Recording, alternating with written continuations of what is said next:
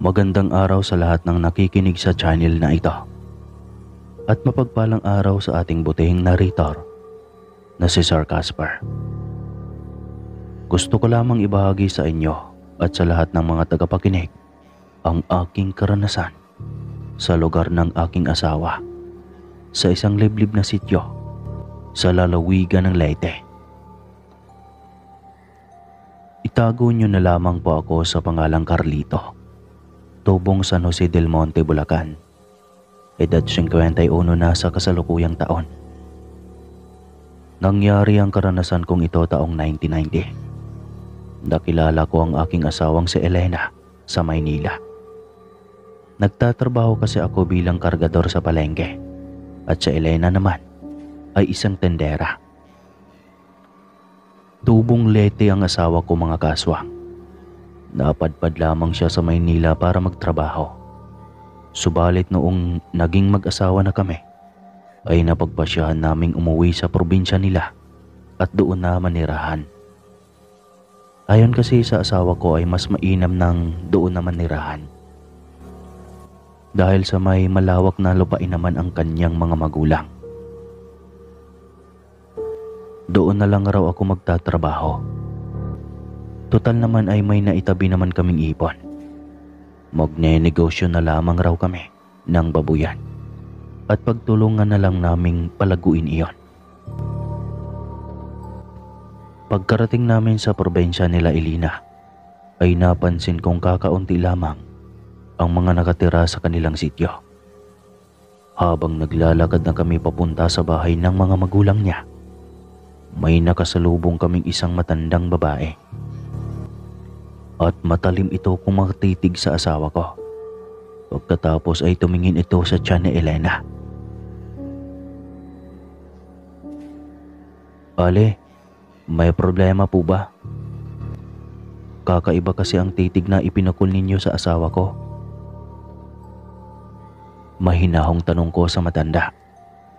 Tinignan lang ako ng matalim ng matanda at wala nang sabi-sabing naglakad palayo. "Anong nangyari doon? Bakit ganoon na lamang kung makatingin? Parang may ginagawa akong mali." Sambit ko sa sarili. "Halika na nga, bilisan mo nang maglakad dyan. Huwag mo nang pansinin ang matandang iyon. Baka may saltik lang sa ulo o baka hindi ka naintindihan. Kasi Bisaya kami dito." Pag-aayang wika ni Elena sa akin at kaagad nang hinawakan ng kamay ko at nagmadali nang maglakad. Pagkarating namin sa bahay ng mga magulang ng aking asawa, ay masaya naman kaming sinalubong ng mga ito. At tuwang-tuwa ang biyanan kong babae dahil magkakaroon na sila ng apo. Nasa 8 buwang buntis na kasi ang aking asawa noon. Isa rin iyon kaya napagpasyahan namin. Mas gusto kasi ni Elena na sa probinsya na lamang nila doon siya manganganak. Dahil kahit nasa trabaho umano ako ay may mag-aasikaso sa kanya. Hanggang sa isang araw, abala ako sa ginagawang maliit na tindahan ng asawa ko. Nang may nasipat akong babae sa di kalayuan sa labas ng bakuran. Nakita kong matalim itong nakatitig sa asawa ko. Nagwawalis kasi si Elena sa bakuran ng mga sandaling iyon. "Nay, kilala niyo po ba ang matandang iyon?" Tanong ko sa biyanan kong babae. Nakaupo kasi siya sa gilid at tinutulungan akong maglinis. "Ah, yan ba? Kapitbahay natin yan, si Suling. Huwag niyo na lang pansinin iyan. Ganyan talaga kung makatingin yan. Basta wag lang kayong gagalawin yan. Walang magiging problema." Seryosong sagot ng biyanan ko. Nagtaka naman ako sa sinabi niya. Kaya napakunot noo akong nagtanong kung ano ang ibig niyang sabihin. Kasi hindi ko talaga maintindihan. Sinabi naman ng biyanan kong lalaking bantog na aswang ang matandang iyon sa kanilang lugar. May nakakita raw kasing nilalantakan ng matanda ang patay na hayop sa likuran ng bahay nito. At ayon pa nga raw sa bali-balita, ang matandang iyon raw ang naging dahilan kung bakit nagkamatayan ang mga alagang hayop sa kanilang sityo. Ganoon po ba?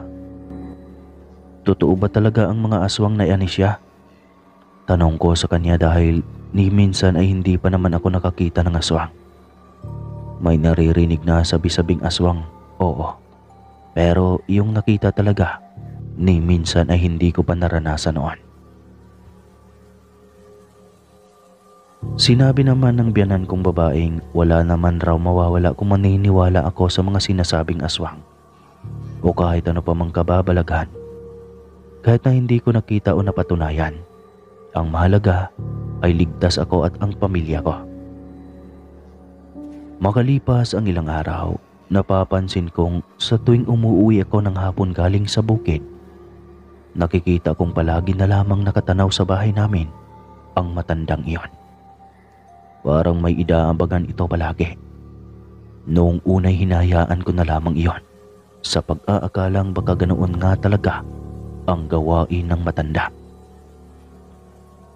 Subalit hindi kalaunan ay mas malala na ang ginagawa ng matanda, sapagkat para na itong asong nauulol at nag-aabang ng malalapang pagkain.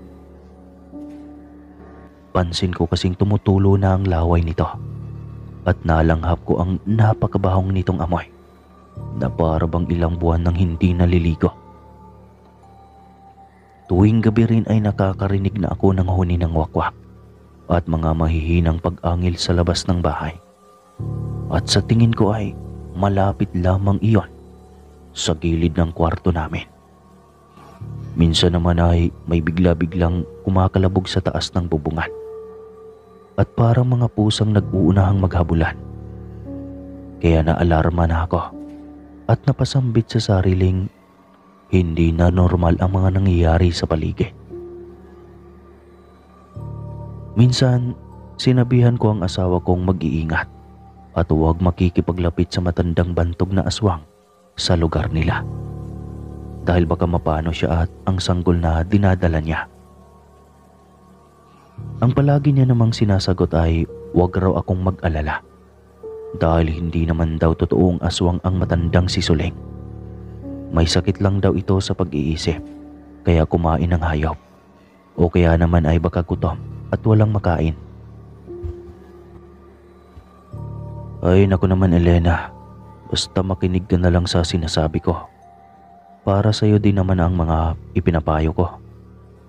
Wika ko pa noon sa asawa ko. Tumahimik na lamang siya at nagpatuloy na sa ginagawa. Simula nga noon ay napapansin kong umiiwas na siya sa matanda. Kapag naroroon ang matanda sa tindahan, ay hindi na siya nakikipag-usap rito. Isang beses noon, habang nakaupo sa labas ng bahay ay nakita ko na naman ulit ang matanda sa kabilang kalsada. Kaya sinipat-sipat ko ito kung ano ang ginagawa. Dahil sa magdidilim na ng mga oras na iyon, kaya hindi masyadong pansinin sa pwesto ng matanda. Tumayaw ako mula sa pagkakaupo at bahagyang nilapitan ng matanda para malaman kung ano ang ginagawa. Nakatalikod kasi ito sa bahay namin, kaya kailangan kong lapitan ito para malaman kung ano ang ginagawa niya. Nang malapitan ko na ito at masilip kung ano ang ginagawa, nanlaki ang aking mga mata at talagang nagtayuan ang mga balahibo ko sa batok dahil nakita kong may kinakaing patay na hayop ang matanda. Kamuntika na akong masuka ng tignan ko sapagkat abalang-abala ito sa pagmuya ng karne ng hayop at kitang-kita kong sinisip-sip pa nito ang dugo na tila ba sarap na sarap siya sa ginagawa niya. Hindi ko na napigilan pa ang sarili at napabulalas na nang, "Aswang ka, nilalantakan mo ang hilaw na karne. Takte, lumayas ka rito dahil kung hindi, ako mismo ang papatay sa iyo." Sigaw ko sa matanda. Kaya napalingon ito sa akin. Bahagya pa akong napatras dahil naamoy ko ang napakabaho nito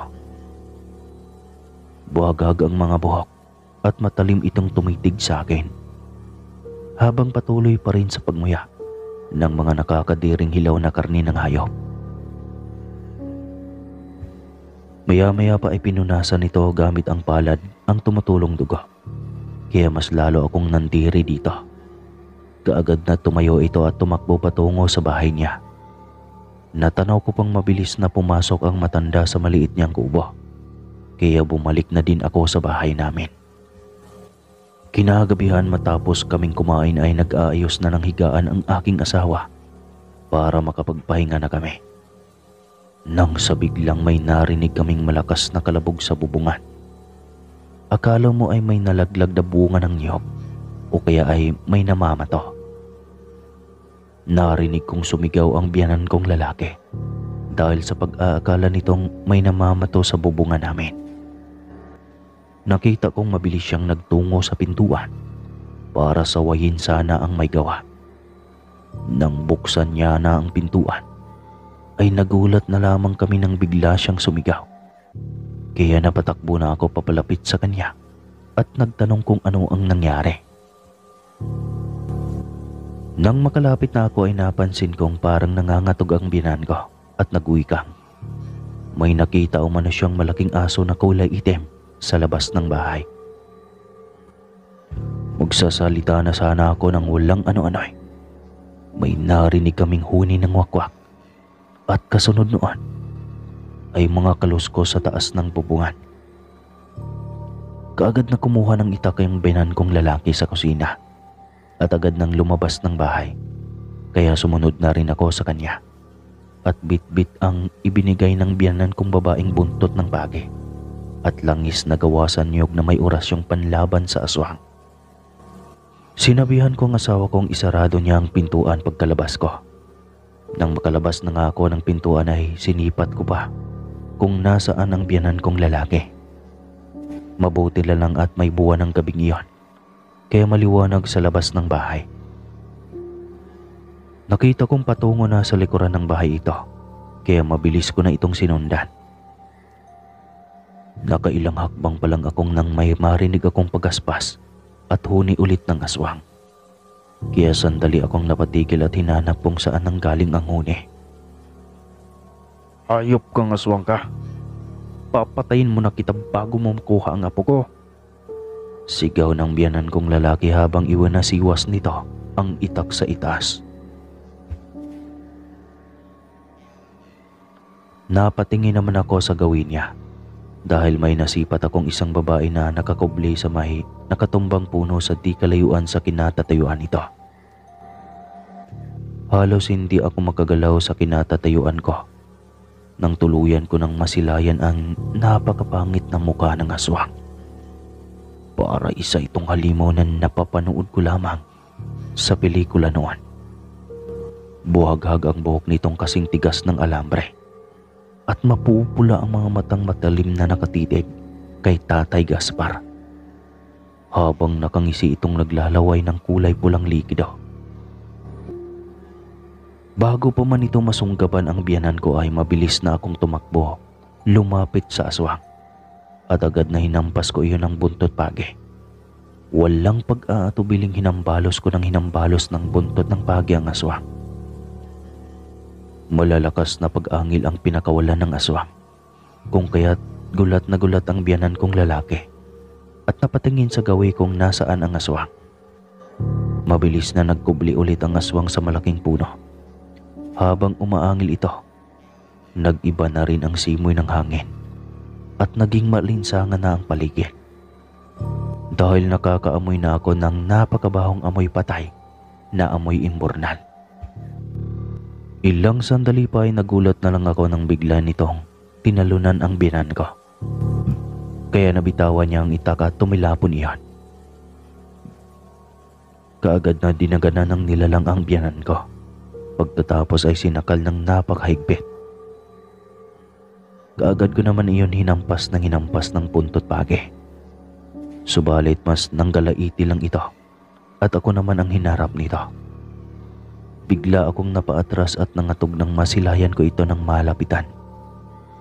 Bago pa man ako makakilos ay mabilis na ako nitong sinunggaban. Kaya nabitawan ko ang hawak kong pamalo at nagpangbuno kaming dalawa. Habang nagpambuno kami mga kaaswang ay pakiramdam ko ay may mga balahibong pumapasok sa aking tenga at ilong na nagiging sanhi, kaya nahirapan akong makahinga. Kahit anong pagkikipagbuno ko sa aswang ay sadyang napakalakas nito. Habang sakal-sakal nito ang leeg ko ay nararamdaman kong bumabao na ang mga mahahabang kuko nito sa laman ko. Halos malagutan ako ng hininga ng mga sandaling iyon nang maalala ko ang langis na nasa bulsa ko. Kahit na nahihirapan ako ay pinilit kong dinukot ang langis sa bulsa at agad na binuksan. Pagkatapos ay binuhos ko iyon sa aswang. Agad namang nabitawan nito ang leeg ko at napahawak sa mukha na para bang naiirita. Kaya sinamantala ko na ang pagkakataon para makatakas. Nag-ipon ako ng lakas para itulak ito, pagkatapos ay napatakbo na ako at agarang pinulot ang buntot ng pagi at walang habas na pinaghahambalos ulit. Nakita ko namang pinulot ng biyanan ko ang itaka at mabilisan na itinarak sa aswang.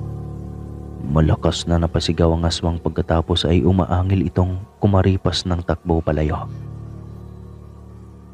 Habang tumatakbo nga ang aswang ay naririnig kong parang isang malaking hayop ang tumatakbo sa madilim na kagubatan at panay ang pag-atungan. Makalipas nga lang ang ilang sandali ay pumasok na kami sa loob ng bahay. "Tay, sisuling ba ang aswang na iyon?" Hinihingal kong tanong sa kanya. "Hindi ko alam, anak. Hayaan mo at bukas na bukas ay pupuntahan natin ng maaga sa bahay ang matandang iyon," saad niya. "Bakit parang napaka-agresibo naman ang aswang na iyon, tay?" Tanong ko ulit sa kanya. Ayon naman sa biyanan ko ay kabilugan ang buwan noon. At kapag bilog ang buwan ay talagang malalakas at agresibo ang mga aswang. Napawi naman ang pag-aalalang nararamdaman ng asawa ko nang makita niya kami ng kanyang amang nasa maayos na kalagayan. Sinabi ko naman sa kanya huwag na siyang mag-alala dahil baka mamaya ay mapano pa siya at ang sanggol na nasa kanyang sinapupunan. "Ayos na kami ng tatay mo, kaya ipanatag mo na ang sarili mo, ha?" Wika ko sa kanya. Tumangaw naman siya at huminga ng malalim. Samantalang ang biyanan ko namang babae ay napansin kong panay ang pag-inom ng tubig. Kinabukasan ay maagang pinuntahan namin ang bahay ng matanda para kumpirmahin kung ito nga ba ang nakasagupa naming aswang kagabi. Ngunit noong dumating na kami sa tahanan ng matanda ay nagulat na lang kami sa aming nasaksihan dahil sa wasak na ang kubo nitong tinitirhan. Pati mga gamit nito ay wasak na rin. Napamura naman ang biyanan kong lalaki dahil sa wala na kaming naabutan sa bahay ng matandang bantog na aswang. Aniya pa, kumpirmadong ang matandang iyon nga ang aswang. Dahil kung hindi, bakit bigla na lamang itong umalis sa kanilang lugar at winasak pa ang bahay? Dahil sa nakumpirma nga namin na ang kapitbahay na nasa liblib na katira ang aswang na nakasagupa, ay hindi pa rin kami nagpakampante. Sa kadahilan ng baka bigla-bigla na lamang kaming balikan ng aswang at gantihan. Kaya ang ginawa ng mga biyanan ko ay palagi na kaming may handang mga pangontra laban sa aswang. At naglagay na rin ako ng mga matutulis na kawayan sa bawat gilid ng bahay.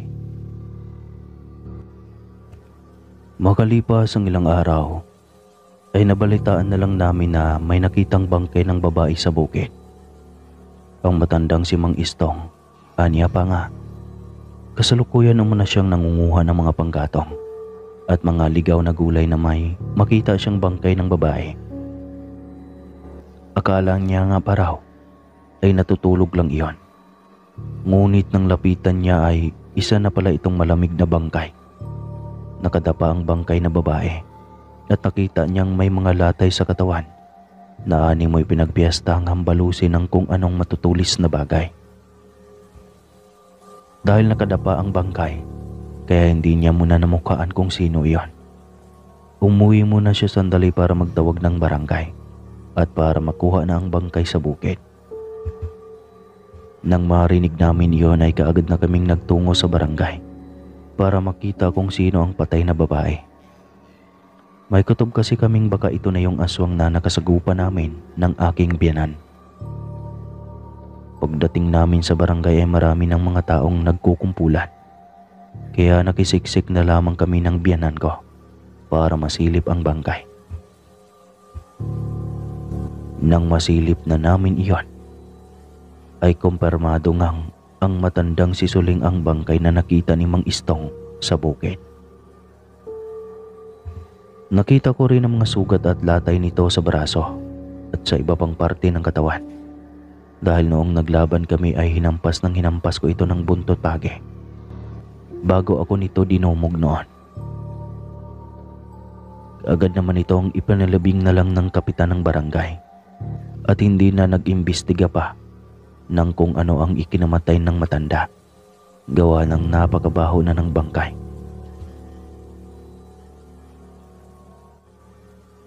Sa paglipas naman ng mga araw at nung sumapit na ang kapanganakan ng asawa ko, ay naipanganak niya naman ng maayos ang panganay naming anak. At mula noon ay hindi na kami nakaranas pa ng mga kababalaghan. Ngunit magkaganoon pa man ay hindi pa rin ako nagpakampante sa Caspar. Hanggang dito na lang po ang aking kwentong hango sa totoo kong karanasan. Maraming salamat po mga kaaswang sa pakikinig. Muli po, ako po si Carlito ng Leyte na.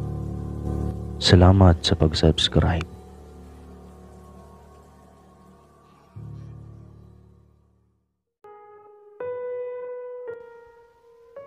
Hello Sir Caspar at sa lahat ng nakikinig sa inyong channel.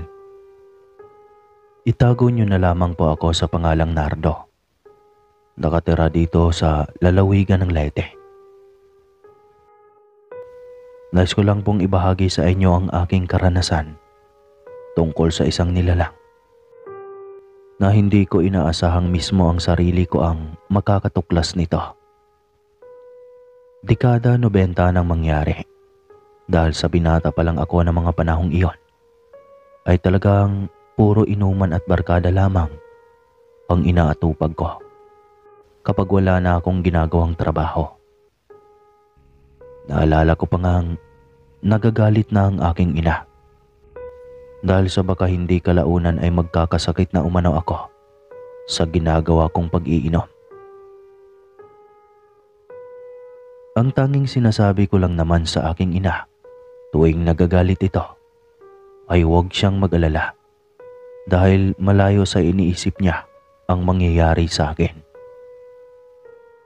Sabi niya naman sa akin kung hindi ako magkakasakit ay baka mamaya ay mapaaway pa ako. Hindi naman lahat ng oras ay ipagtatanggol ako ng mga kaibigan ko. Dahil nga sa katigasan ng ulo ko ay wala nang nagawa ang aking ina. Marahil ay nananawa na siya sa kakatalak sa akin. Kung kaya tumigil na siya at hinayaan na lamang ako sa mga ginagawa. Isang araw noon, kasalukuyang nakatambay kaming magkakaibigang sina Jonre at Victor. Nang ayain kami ng kaibigan naming si Alex na mag-inuman. Kakatanggap lang daw kasi ng sahod niya, kaya mag-inuman raw kami. Tinanong ko siya kung hindi ba magagalit ang nanay niya. Baka kasi mamaya ay mapagalitan na naman kami, tulad ng nakaraan. Huwag kayong mag-alala tol, ako ang bahala kay nanay. Bigyan ko lang ng pera yon, tatahimik na yon. Nakangising wika pa ni Alex. Sabi mo yan ha, baka mamaya alam mo na.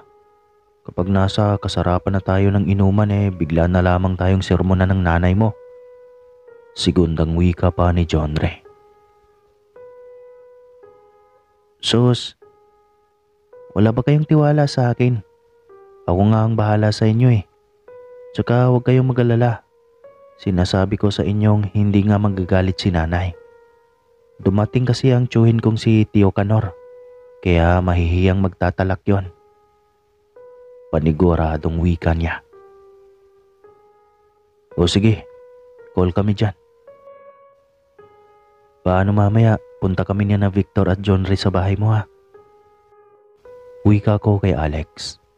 Bali mga kaswang, taga-Karatig Purok po ang kaibigan naming si Alex. Hindi ko na po babanggitin ang pangalan ng purok kung saan nakatira ang kaibigan kong ito. Noong kinahaponan nga ay hindi na ako nagpaalam pa sa aking mga magulang na pumunta sa bahay ng kaibigan ko. Kapag kasi nalaman na naman ni nanay na makikipag-inuman ako, tiyak na pagagalitan na naman niya ako. Kaya naman ang ginawa ko ay umalis na ako ng bahay at tinungo na ang bahay ni Victor. Ano, tara na? Pag-ayang wika ko kay Victor nang mabungaran ko siya sa bakuran nila. Sige lang tol at ipapasok ko lang itong mga gamit ni tatay sa loob ng bahay. Saad ni Victor sa akin. Mga ilang minutong hinintay ko siya sa labas ng bakuran. Nang matapos niyang gawin ang mga inutos sa kanya, ay pinuntahan na namin si John Ray para sabay-sabay na kaming pumunta sa Karatig lugar kung saan naninirahan ang kaibigan naming si Alex. Halos 1 oras din ang nilakad namin bago marating ang tirahan ni Alex. Pagkadating namin ay inihanda na kaagad ni Alex ang alak.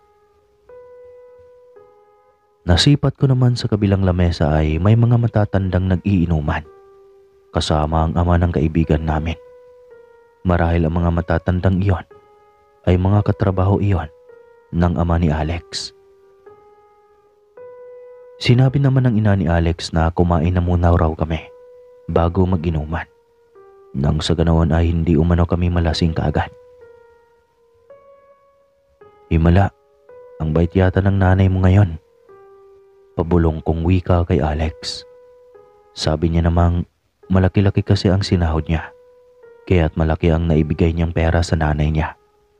Kaya ganoon na lamang kasaya ang kanyang ina. Kaya naman pala, mahinang bulalas kong sambit. Matapos maghain ng pagkain ng kanyang ina, ay kaagad na kaming kumain.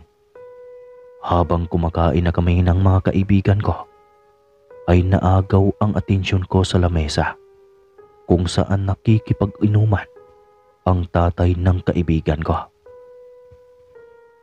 Napansin ko kasing ang isa sa mga matandang kainuman ni Mang Oscar ay hindi maalis-alis ang titig nito sa tiyan ng kapatid ng kaibigan ko, na sa kasalukuyang panahong iyon ay buntis ng 6 na buwan.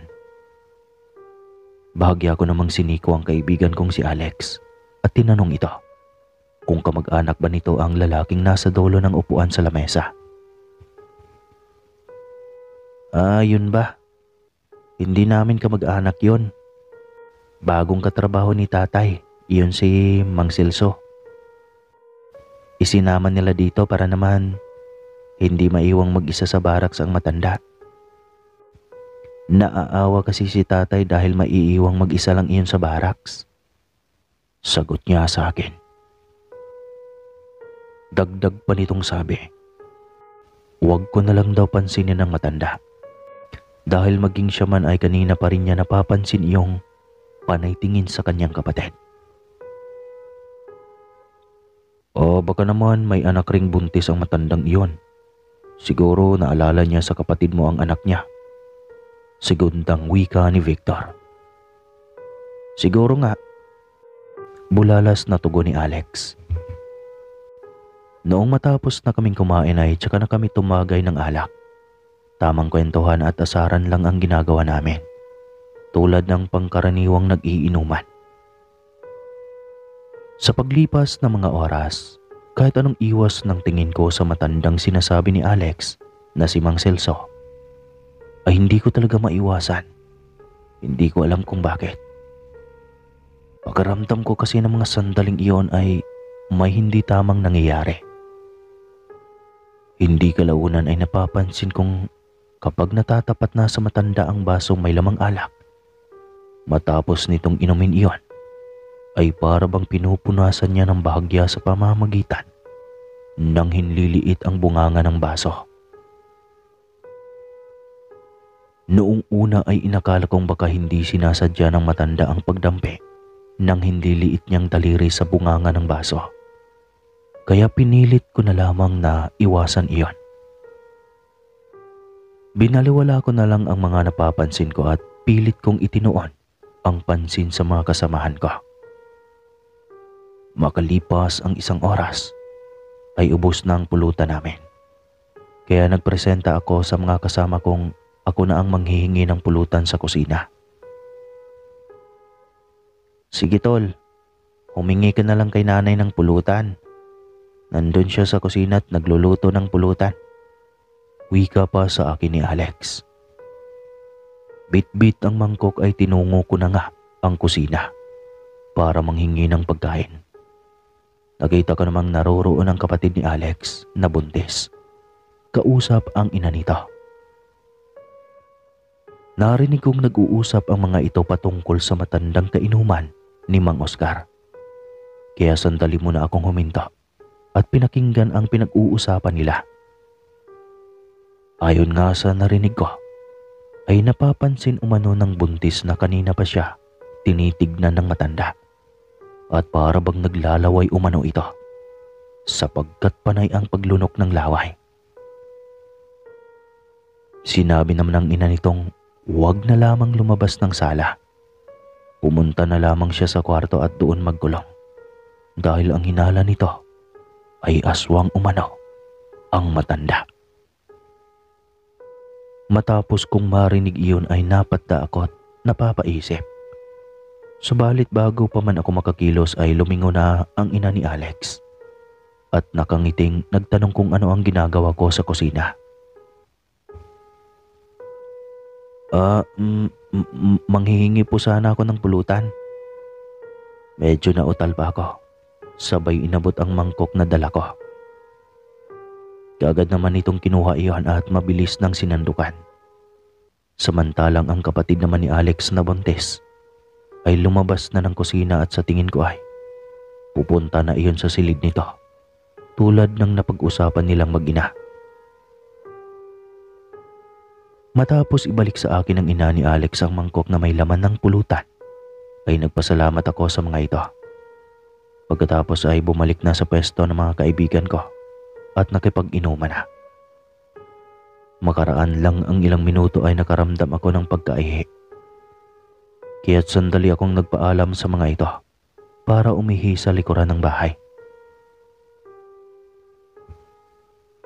Dali-dali akong tumayo at tinungo ang likuran ng bahay para magbawas. Nang makahanap na ako ng mapwepestuhan ay kaagaran na akong nagbawas. Maya-maya pa'y nakarinig ako ng mahihinang pagsinghap na animoy asong nasusuka. Matapos kong umihi, dali-dali ko nang itinaas ang zipper ng short ko at hinanap ang ingay na naririnig ko. Ilang sandali pa ay bigla akong natigilan sa kadahilan ng nakita kong nakaupo sa medyo may kadilimang parte sa likod ng bahay ang matandang si Mang Celso. Kaya sinilip ko siya kung ano ang ginagawa niya. Lumapit pa ako ng konti sa may malaking punong nakatumba para makita ko kung ano ang ginagawa ng matanda. Maliwanag naman ang mga sandaling iyon dahil sa sinag ng buwan. Kaya hindi ako nahirapang makita kung ano ang ginagawa nito. Dahil sa nakatalikod ito ay hindi ako nito napansin. Ilang sandali pa ay nagulat ako at nanlaki ang mga mata kong napatakip sa bibig. Sapagkat itinaas nito ang wala ng buhay na alagang pusa ng kapatid ni Alex. At kitang-kita ko mula sa liig ng pusa ay dumadaloy ang dugo patungo sa bunganga ni Mang Celso. Nakatingala kasi ito nakangangat. Sinasahod ang likidong pula ng kaawa-awang pusa. Napatigil ako sandali at ikinubli ng maayos ang sarili dahil sa takot na nararamdaman at sa isiping baka makita ako ng matanda. Takti, aswang nga ang kainuman ni Mang Oscar. Bulalas kong sambit sa sarili. Nang mga oras na iyon ay medyo may tama na ako pero dahil sa nakita ko ay halos mawala ang alak sa aking sistema. Noong maubos na ang dugo ay nagimbal ako sa sumunod na ginawa ng matanda sapagkat walang sawang nilalantakan nito ang laman loob ng pusa.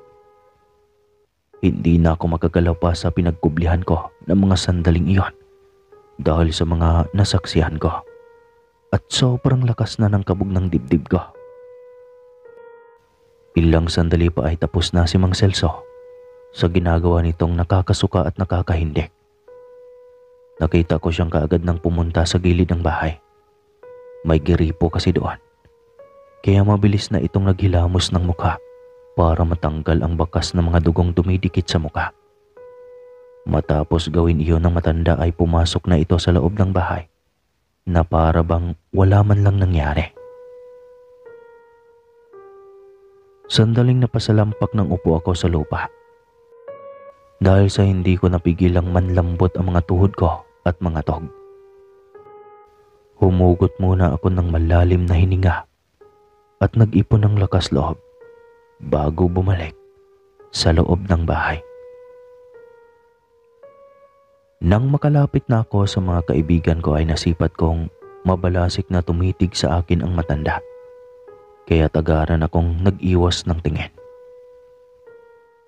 Ang tagal mo naman pare. Saan ka bang sityo umihi at napakatagal mo? Pabirong tanong pa sa akin ni Alex. Pilit na ngumiti ako at sinabi sa mga ito. Medyo sumama lang kasi ang pagkaramdam ko.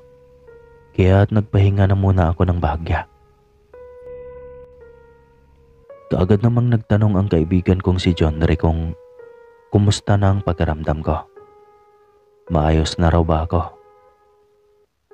Tumango naman ako at sinabing maayos na. Kaya wag na silang mag-alala dahil handa na ulit akong makipag-inuman. Kahit pa magdamagan pa kami. Abay talagang magdamagan tayo ngayon.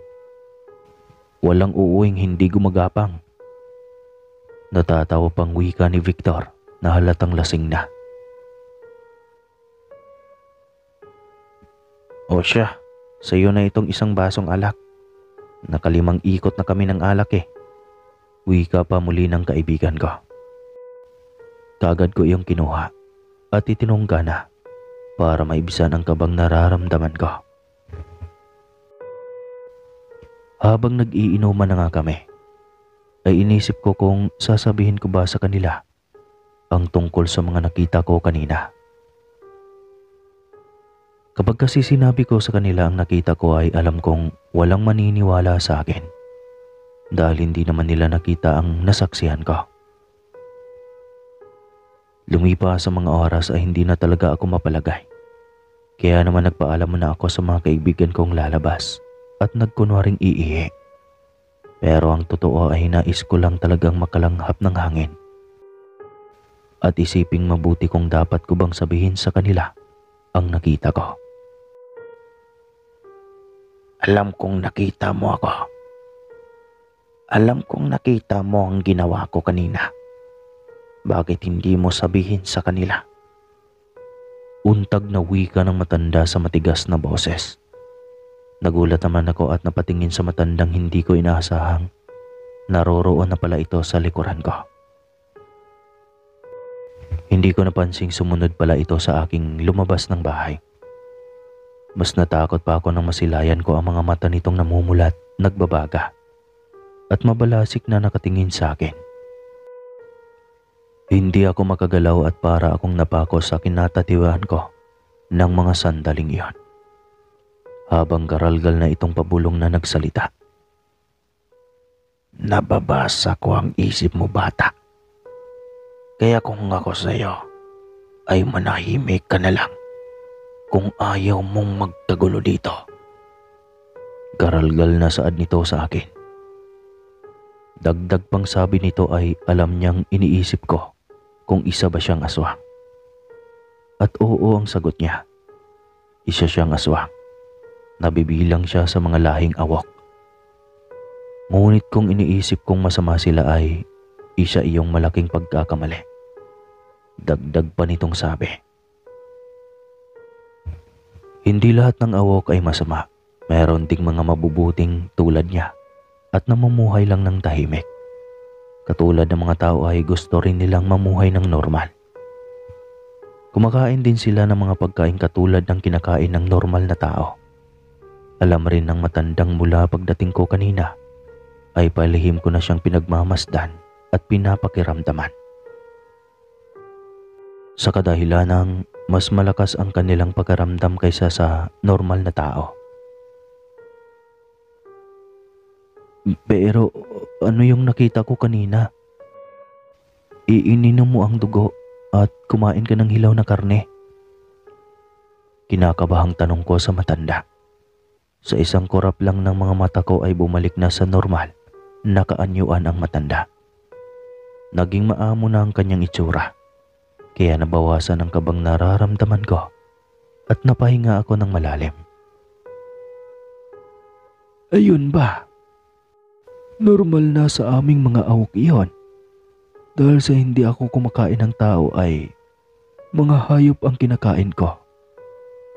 At kaya mo ako nakita kaninang kinakain iyon. Sapagkat natakam ako sa sanggol na nasa sinapupunan ng buntis na kapatid ng kaibigan mo. Naaamoy ko kasing mabango ang sanggol na nasa sinapupunan nito. At kapag hindi maibsan ang pagkatakam ko ay baka hindi ko mapigilan ang sarili ko. Mahabang paliwanag ng matanda.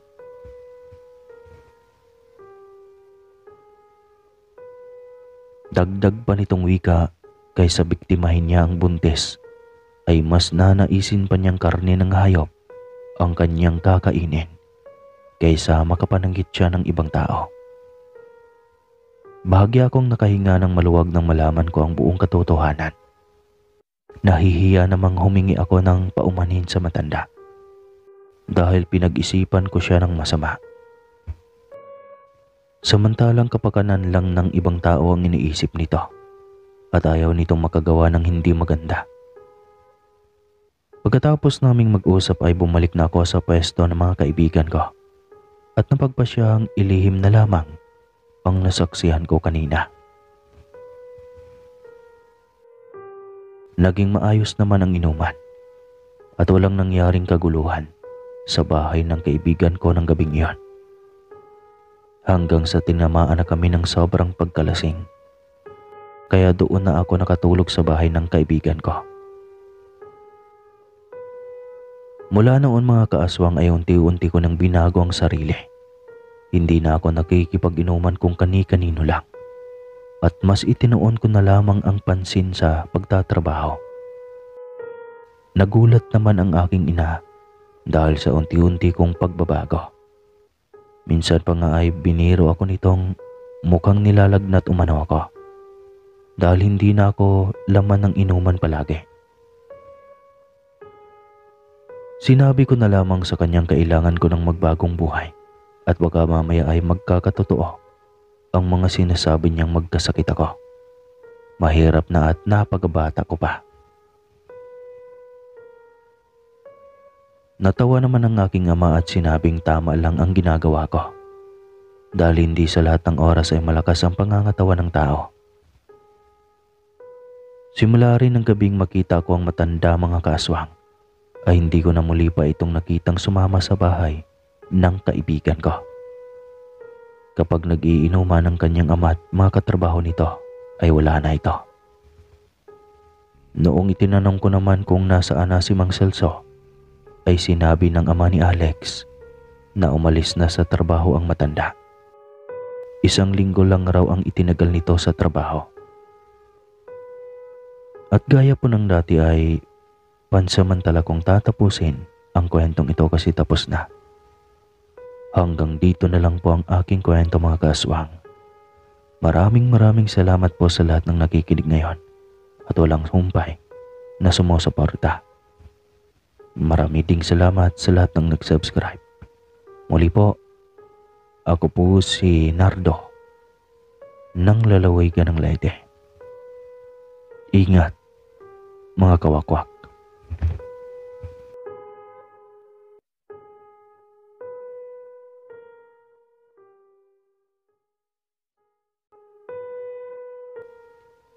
Mapagpalang araw, Sir Caspar. Tawagin niyo na lamang po ako sa pangalang Gina. Ako po ay 35 anyos. Isang empleyado ng kumpanyang nagbebenta ng mga lotion, pabango at make-up. Bali bumibiyahe po ako para ilako ang aming mga bagong brands na kalalabas lang sa market. Imbis na maghintay kami sa mall para makita ng mga mamimili ang aming produkto, ay nakaisip ng paraan ang aming boss na bumiyahe na lamang para kahit papano malaman din namin ang mga gusto ng aming mga customers at kung may mga request sila tungkol sa aming mga produkto. Salitan kami sa pagbibiyahe kaya enjoy din kahit papano. Libre ang gasolina at may sarili naman akong kotse. Hindi naman kami gaanong lumalayo dahil ang lugar na kailangan naming puntahan ay iyon lang ang may mga permit sa bawat alkaldeng napasahan namin ng sulat para hayaan kaming pumasok sa kanilang lugar at nang makapagbenta. Buwan ng April iyon nang matuka naman akong lumarga para sa ipakilala sa mga tao ang aking produkto. Natatandaan ko, pinagsabihan ako ni Mama na huwag munang umalis kasi nga noong linggong paalis ako ay nataong Semana Santa na. Bawal daw lumakwatsa dahil patay ang Diyos. At walang sino man ang pwedeng gumala dahil malapit daw sa kapahamakan. Hindi ako nakinig kay Mama kasi nga naintriga ako sa lugar na kailangan kong puntahan. Ito ang Baryo Masipit, kung saan madalas kong makita ang nasabing lugar sa mga telebisyon. Dito kadalasang nagtitaping ang mga artistang kinukuhanan ang mga eksenang may timang katatakutan. Umaasa ako makakapag-selfie sa lugar at makakuha ng maraming souvenirs sa pamamagitan ng pagdaan sa sinasabi nilang talipapa na pinagkakaguluhan ng mga turista. Tirik na ang araw nang bumiyahe ako pa norte. Mula Maynila, gumugol ako ng halos kalahating araw para makarating sa malaking estatwa ni Mama Mere malapit sa Ilocos, kung saan magsisimula ang aking trabaho bilang maglalako ng mga paninda. Naging abala naman ako buong araw. Totoong nag-enjoy ako dahil maraming kadalagahang bumili sa akin. Kapag nagbebenta kasi ako ay sila ang madalas kong pinupunterya, maging ang mga ginang na mahilig sa pabango. Kakaunti na lang ang natirang dala kong produkto noon, pero babalik pa naman ako sa susunod na linggo para ihatid ang order ng iba sa mga customer na naubusan na. Pero may ipinalista mula sa brochure. Hapon na nang maisipan kong magtungo sa kabilang bayan. Ayon sa aking mapa, ang bayan ng Baryong Masipit na siyang pinapangarap ko ang susunod ko ng destinasyon. Walang pagsidla ng aking kasabikan dahil sa aking napagtanto. Kanina habang bumibiyahe ako, nangako ako sa aking sarili na kapag nakauta ako sa araw na iyon, maglilibang akong mag-isa. Pinagmasdan ko ang paligid. Nagkalat ang mga larawan ni Jesucristo kahit saan na nakapako sa cross. May nabasa pa akong nakaprint sa isang malaking tarpaulin kaugnay sa paparating na Huwebes at Biyernes Santo. Kahit nasa biyahe, hindi ko maiwasang maalala ang mga sinabi sa akin ni Mama. Para bang nai-imagine ko na habang nagmamaneho ay may katabi akong elemento sa loob ng kotse. Kasi nga araw ng mga paggagala nila sa mundo ng mga tao. Literal ako naka-sign of the cross at saglit na inihinto ang minamaneho kong sasakyan para magdasal. Kahit maliwanag naman at maraming tao, tila ako natatakot na baka may kung anong mangyari sa aking masama. Naisip kong iwaksi ang alalahaning iyon sa aking isipan. Basta ang alam ko may Panginoon. At kaya siya nasa langit dahil ay binabantayan niya kaming lahat o tayo para wag tayong mapahamak. Nagpasya akong magsimula ulit na magmaneho.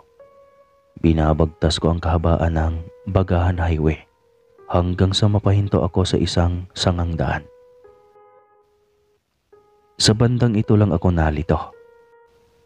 Dahil parehong tinutumbok ng mapa maging ng GPS na mayroon sa cellphone ko ang 200.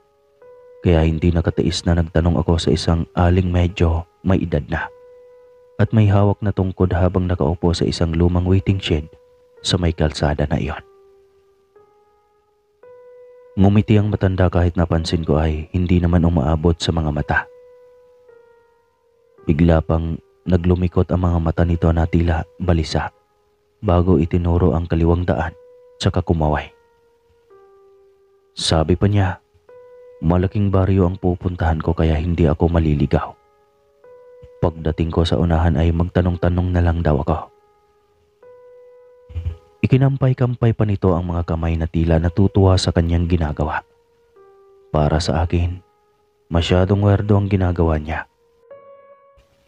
Lalo na't hindi naman talaga normal sa mga matatanda ang magtatatalon na parang bata. Kaya ganun na lang ang pagtataka ko sa ginagawa niya. Sinubukan ko siyang kausapin muli at inalok pa ng binibenta kong pabango. Pero umiling siya saka sinabing wala siyang pera. Baka daw pwede niyang hingiin na lang ito sa akin. Kahit may pagkawerdo si Ali, ay tuwang-tuwa ako sa kanya. Kaya naisip kong bilhin ang isa sa mga pabango para sa kanya. Tutal, nakakota naman na ako. Hinaplos ko ang aking buhok at sumakay sa aking kotse. Malapit na akong makarating. Kanina pa ako paikot-ikot sa kalsada ngunit sa tingin ko ay wala naman nang bibili. Nagpasalamat ako sa Ali at minaniobra ang kotse papunta sa kanan na kalsada. Maraming puno ang binagtas kong daan. Tahimik at mukhang walang gaanong tao. Gusto ko sanang bumalik pero wala akong makitang medyo may kalakihang daan kung saan ko pwedeng magbaking. Hindi ko pa maiwasang panindigan ng balahibo ng mapagtantong puro pala akasya ang mga nakahilera sa magkabilang panig ng kalsada.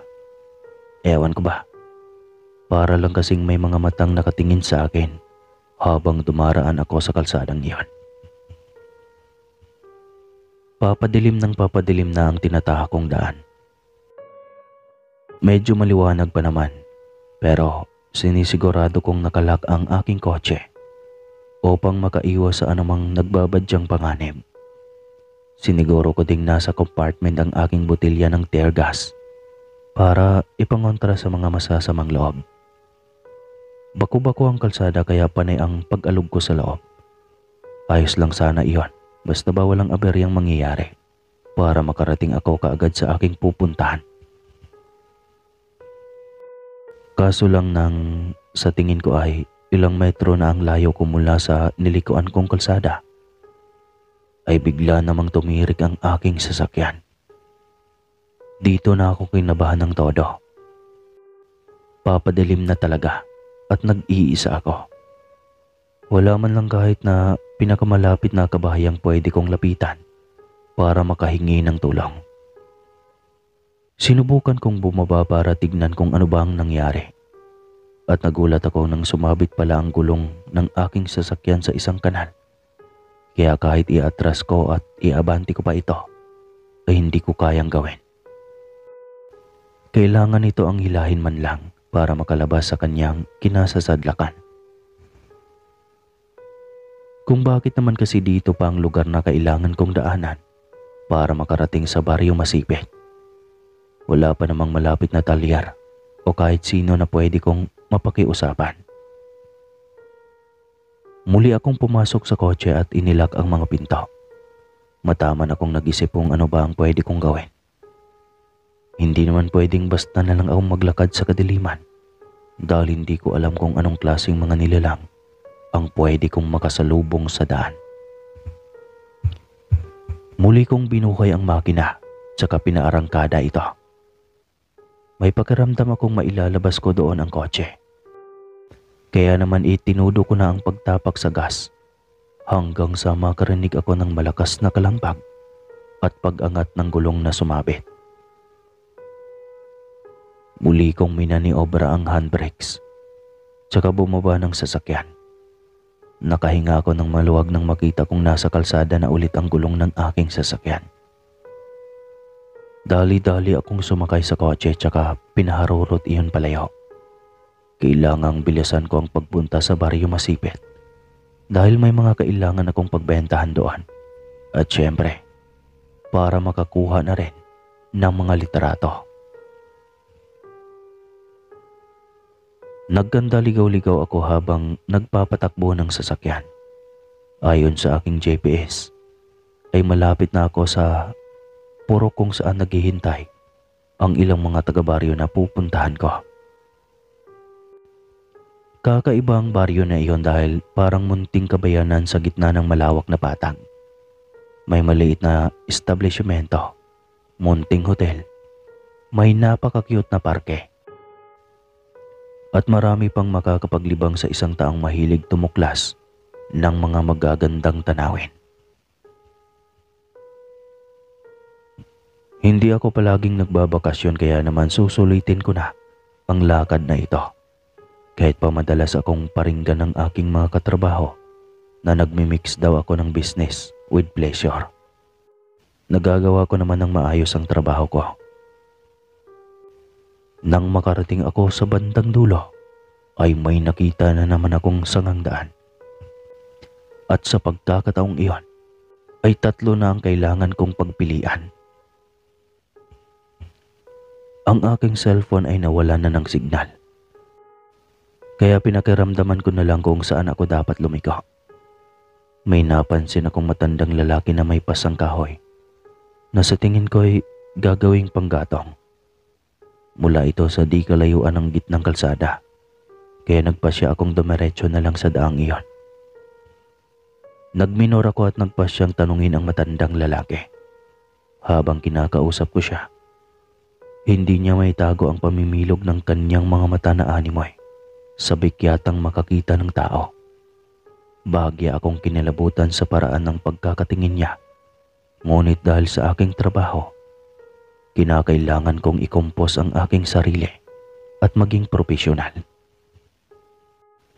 Nginitian ko pa ang matanda, saka nagpaliwanag na isa akong sales representative na nadestino sa lugar na kailangan kong puntahan para ialok ang aking mga dalang produkto.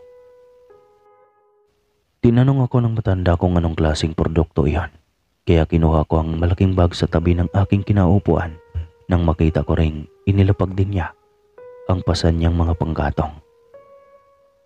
Alam kong kaming dalawa lang sa kalsada ng mga oras na iyon, pero hindi ko maiwasang magtaka kung bakit biglang may nagsilabasang mga tao din sa kakahuyan. Sa tingin ko nga, sila ang kanina pag nagmamatsyag sa akin.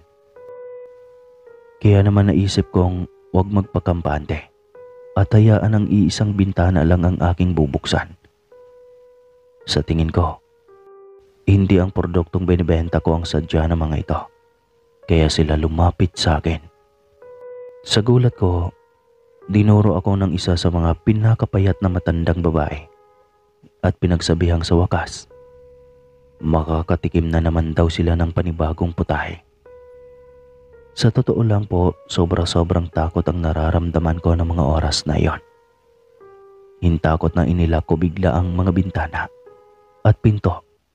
Nang magsimula na nilang katukin ang mga salamin, kinuyog nila ang aking sasakyan.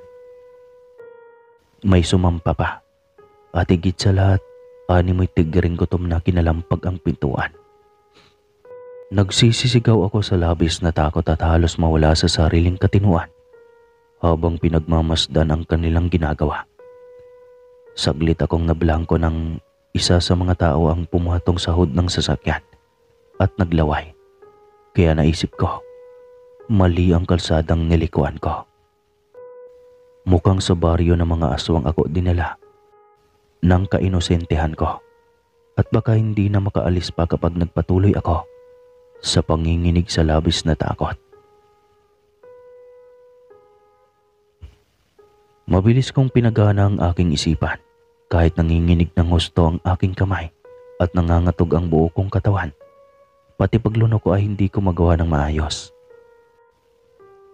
Mangyak-ngyak na diniinan ko ang tapak sa silinyador at pinaarangkada ang kotse pero sa dami nila ay medyo nahirapan akong patakbuhin ang kotse. May napansin pa akong 3 batang lalaki na humarang sa gulong. Kaya nakokonsyensya ako at halos hindi magawang iabante ang aking sasakyan. Siyempre bata yon at ayaw ko namang makadisgrasya. Mahirap na nga ako tapos may sagutin pa ako. Medyo nahimasmasan lang ako nang mapagtantong pati mga bata ay hindi naman yata normal na mga bata. Isa sa kanila ay may hawak na dugo ang daliri. Sa tingin ko, bago lang iyon. Dahil sariwa pa ang dugong lumalabas sa kaputol nito. Hindi ko lang tiyak kung kaninong daliri iyon. Bastang alam ko lang, nawindang ng gusto ang mundo ko nang makita kong kinain ng bata ang daliri sa mismong harapan ko. Sumama ang aking pakiramdam at nakaramdam ng paghilap ng sikmura. Maya-maya pa, hindi na ako nakatiis at nagsuka sa mismong kinauupuan ko. Malinaw na sa akin na walang matino sa lugar na hinintuan ko. Napansin kong lumapit ulit ang lalaking una kong nakausap kanina at nang magkaawang papasukin ko siya. Hindi ko naman gagawin iyon.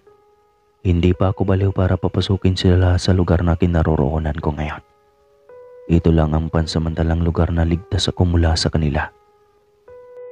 Sinisi ko ang aking sarili. Pinalalahanan ako ni Mama pero hindi ako nakinig. Ito na nga yatang sinasabi niyang ikakapahama ko. Pinagmasdan ko ang ilan sa mga tao sa labas. May nag-iiyakan, lumuhod na sa harapan ng sasakyan. Alam kong hindi ako bababa at ibibigay ang sarili sa mga aswang na nag-aabang sa labas. Nagulat lang ako nang may bumato sa kotse.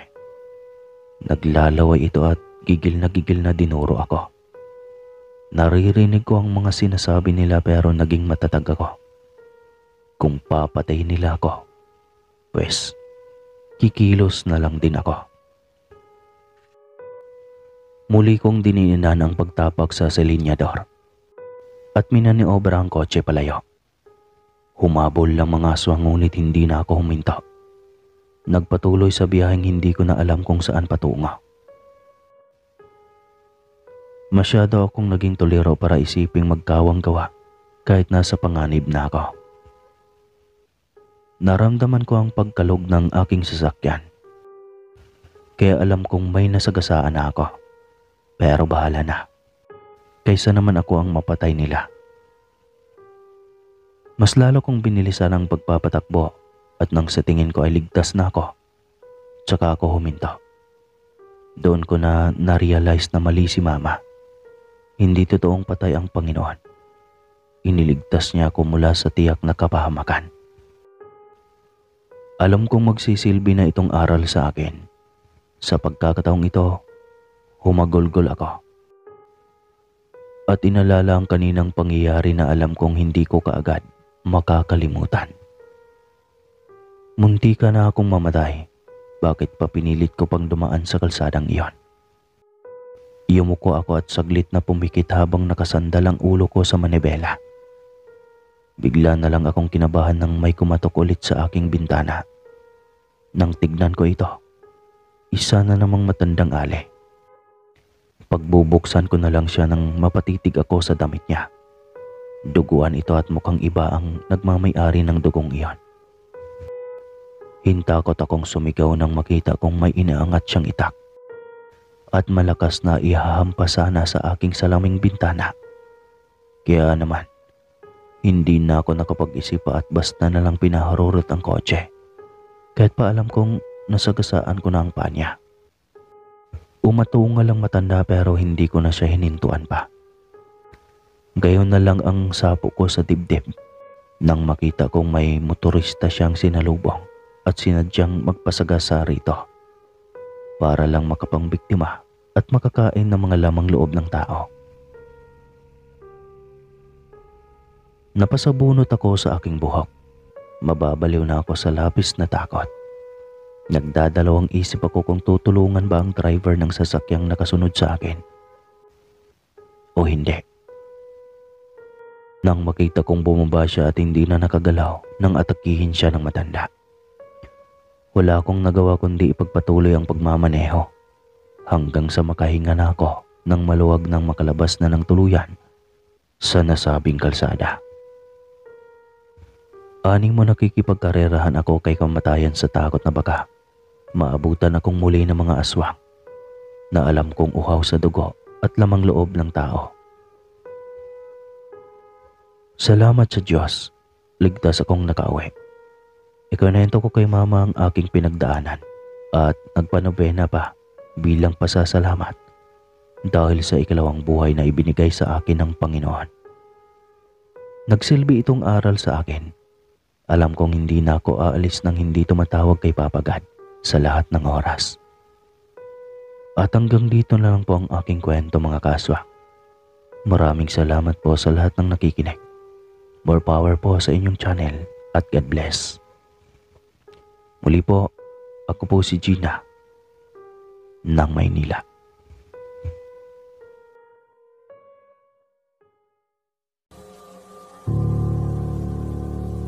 Magandang araw mga kaaswang at sa ating butihing narrator.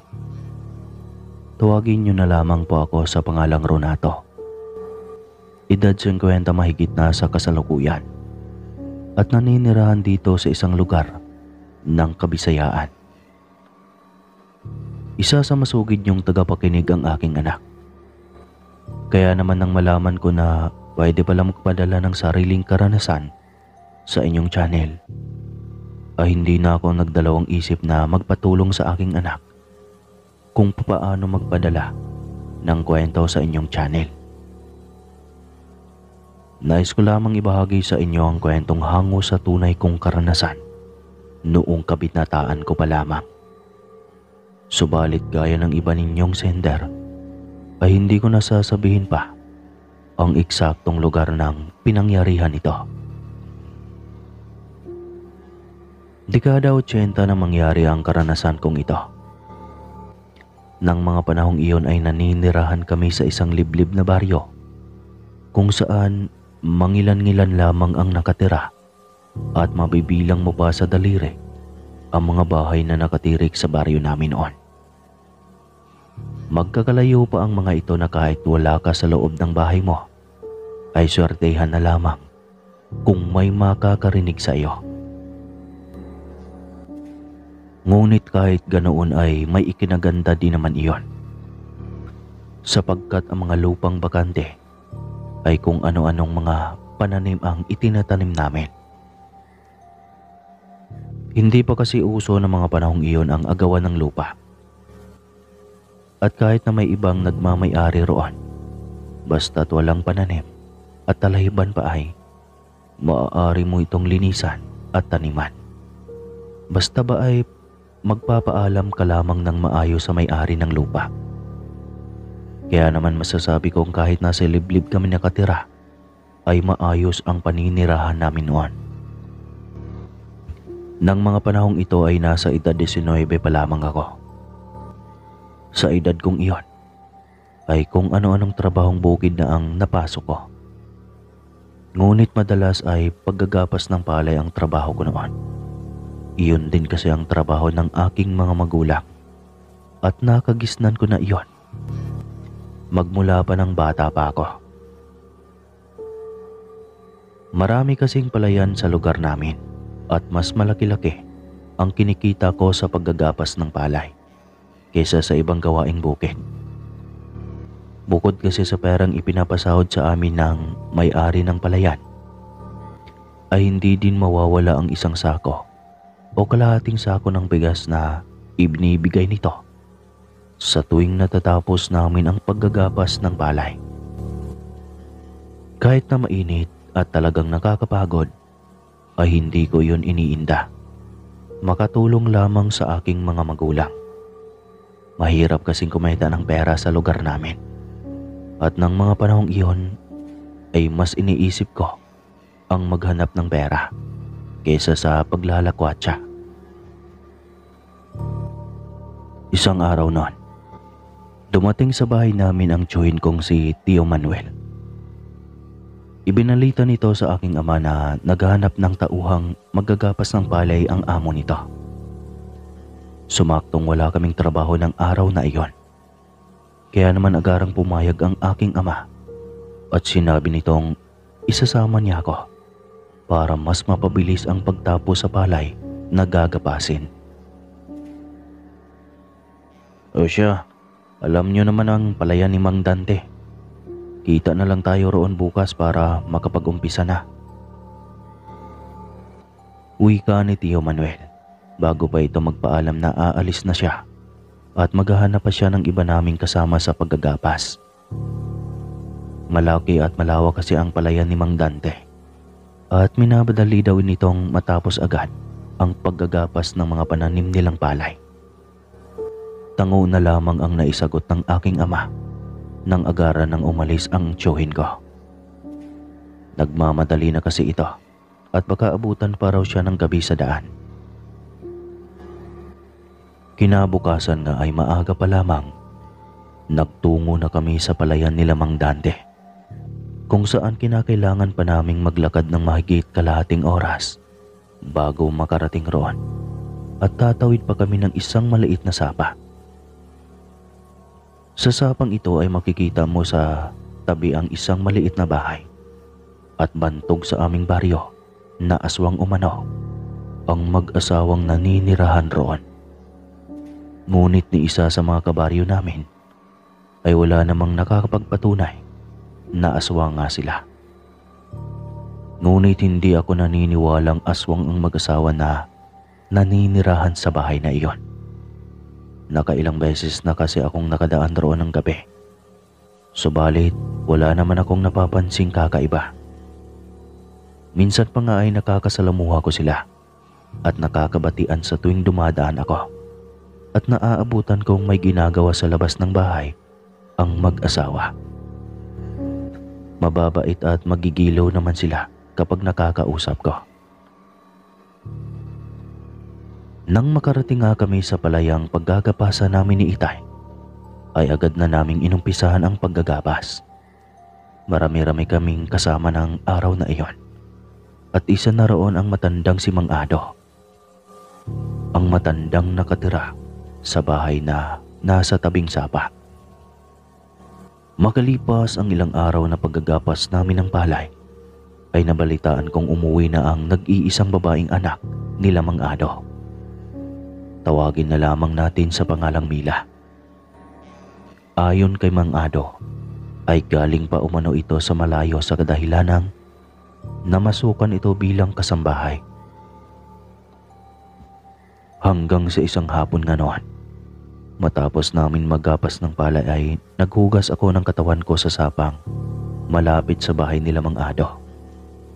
Iyon lang naman kasi ang sapang madadaanan namin papauwi sa amin.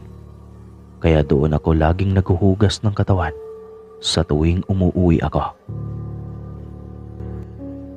Habang hinuhugasan ko ang mga putik na dumikit sa katawan ko, ay napansin ko ang dalagang anak ni Mang Ado na nakatanaw sa akin mula sa bahay nila. Nang tignan ko ito ay nakita kong umiti ito bahagya Kaya naman ginantihan ko agad siya ng ngiti at pinagpatuloy na ang paghuhugas ng katawan ko para makauwi na ako. Iyon ang unang beses na nakita ko ang anak ng mag-asawa at masasabi kong may kagandahan din itong taglay. Nang muli kong tignan ang kinaroroonan niya, ay wala na ito sa kinapapwestuhan niya. Iniisip ko na lamang na baka pumasok na siya sa loob ng kanilang bahay. Nang matapos akong maghugas ng katawan, ay lumakad na rin ako pauwi sa amin. Magmula ng araw na iyon, parati ko nang nakikita ang dalaga sa tuwing papunta at pauwi na kami galing sa palayan. Parati itong ngumingiti sa tuwing nagtatama ang mga paningin namin. Hindi ko talaga mapigilang hindi sumaya sa tuwing nakikita ko ang dalaga. Subalit hanggang doon lamang iyon at wala akong lakas ng loob na lapitan ito. Hanggang sa isang araw nun, habang nagagapas kami ay napansin kong wala si Mang Ado. Kaya naman tinanong ko si Itay kung nasaan si Mang Ado at kung bakit hindi ito pumasok. Hindi ko alam. Hindi naman nagpaalam kung papasok ba siya o hindi. Tugon ng aking ama sa tanong ko. Ganun ba? Nakita ko kasi yung anak niyang dalaga kahapon, Tay. Ang ganda pala nun. Wika ko. Naku anak, mag-ingat ka. At alam mo naman ang kumakalat dito na balita. Sus, Tay, naniniwala pa rin ba kayo hanggang ngayon sa kumakalat na yan eh? Tayo na nga ang nakakapagpatunay na hindi sila aswang. Bilisan mo na lang ang pagkapas mo dyan nang matapos tayo ng maaga. Biglang wika ni Tay. Kaya naman hindi na ako sumagot at ibinaling na lang ulit ang atensyon ko sa paggagapas ng palay. Kinahaponan, pagsapit ng alas 5 ay inayos na namin ang mga gamit namin para makauwi na. Noong papauwi na nga kami, ay naghugas ulit kami ni Tatay ng katawan sa sapang malapit sa bahay nila ni Mang Ado. Habang naghuhugas ako ng katawan, ay panay ang tingin at sipat ko sa bahay nila. Tinitignan ko kung may tao pa ba roon. Ano bang tinitignan mo dyan? Sita ng aking ama. Wala, Tay. Bilisan mo na nang makauwi na tayo. Utos nito, kaya nagbandali na ako. Nang hinayang pa ako ng mga oras na iyon dahil hindi ko nakita ang anak ni Mang Ado. Pagka-uwi namin sa bahay, ay nagpahinga muna ako saglit bago ko inilabas sa bag ang mga kagamitan namin. Tay, nakita mo ba yung karet ko dito? Tanong ko sa aking ama nang makailang halongkat na ako sa bag ko at hindi ko pa rin makita ang karet na ginagamit ko sa paggagapas ng palay. Hindi ba ikaw ang nag-ayos ng mga gamit natin kanina? Tugon ng aking ama. Napaisip naman ako sa sinabi niya at imposibleng hindi ko nadala pa uwi ang karet ko. Bago pa lang din naman iyon at hindi pwedeng maiwala ko. Wala dito, Tay. Baka nakaligtaan mo lang ilagay sa kung saan dyan. Saglit ko pang inisip ng mabuti kung saan ko na ilagay ang karet ko. Hanggang sa naalala kong nailapag ko ito sa isang malaking bato nang maghugas kami ni Itay sa sapa. Naalala ko na. Tay, alis mo na ako. Pagpapaalam ko sa aking ama at agad na akong lumabas ng bahay para magtungo sa sapang malapit sa bahay nila ni Mang Ado. Tiyak akong doon ko naiwan iyon. Magdidilim na ng mga oras na iyon. Kaya naman binilisan ko na lamang ang paglalakad ko. Nang makarating na ako sa may sapa ay malayo pa lang. Nakita ko na ang karet ko. Mabuti na lamang at walang ibang nakakuha sa iyo. Wika ko sa aking sarili nang damputin ko ang karet ko. Maya-maya pa ay naramdaman kong humangin ng malakas at kasabay nun ay nakaamoy ako ng mabahong amoy na para bang may nabubulok na patay sa paligid ko. Umalinsangan din bigla ang pakiramdam ko. Kaya naman nagpalingalinga ako para tignan kung saan nanggagaling ang amoy na naaamoy ko.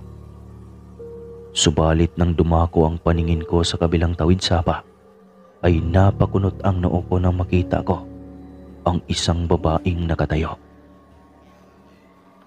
Hindi ko makita ang mukha nito sa kadahilan ng natatakpan ng mahaba at buhaghag niyang buhok ang mukha niya. Nakabestida ito ng puti at madumi iyon na parang galing ito sa putikan. Nakatayo lang ito sa tabing sapa at walang galaw-galaw na animoy estatwa. "Magandang hapon po, makikidaan lang po," wika ko. Ngunit nanatili pa ring nakatayo ang babae na nagbigay ng kilabot sa akin. Maya-maya pa'y bigla na lamang ako nitong sinugot. Sa gulat ko ay natumba ako sa kinatatayuan ko. Natisod kasi ako sa bato nang papaatras na ako. Sa kasamaang palad ay nasugatan pa ako ng karit na hawak ko. Kaya hindi agad ako nakatayo. "Aray, lintik!" Bulalas ko nang makitang nasugatan ako ng malaki sa braso. Bago pa ako nakatayo ay nasunggaban ako ng babaeng buhaghag ang buhok. Pinagkakalmot ako nito at akmang kakagatin pa. Noong una ay panay salag at iwas lamang ang ginagawa ko sa kadahilan ng babae nga ito at hindi ako nananakit ng babae. Subalit nang mapansin kong pinupunterian niya ang sugat sa braso ko, ay nakipagbuno na ako sa babae. Nagpagulong-gulong kami sa sapa. Kahit anong pwersa at lakas ang gagamitin ko, ay talagang nakakabawi ang babae. Ramdam ko ang hindi pangkaraniwang lakas nito na para bang dati itong lalaki. At hindi ko mapantayan ang lakas at liksi niya. Nahirapan pa akong hawakan ito sapagkat napakatulas ng balat niya at maging ang buhok nito ay tila ba may sariling buhay at kusang pumupulupot sa akin. Kamuntikan pa ako nitong lunurin sa parting may kalaliman.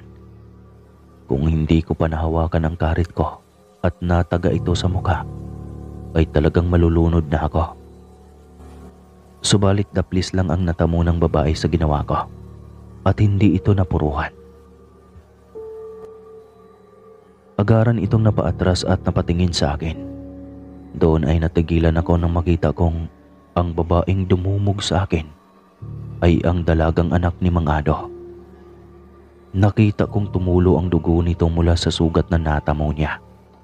Bahagya pa nitong pinunasan ng pisngi niya.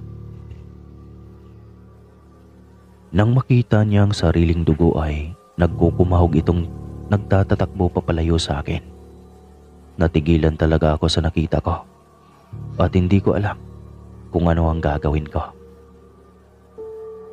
Nakita kong sumindi ang gaserang ilaw sa loob ng bahay nila Mang Ado at bumukas ang pinto ng bahay nila.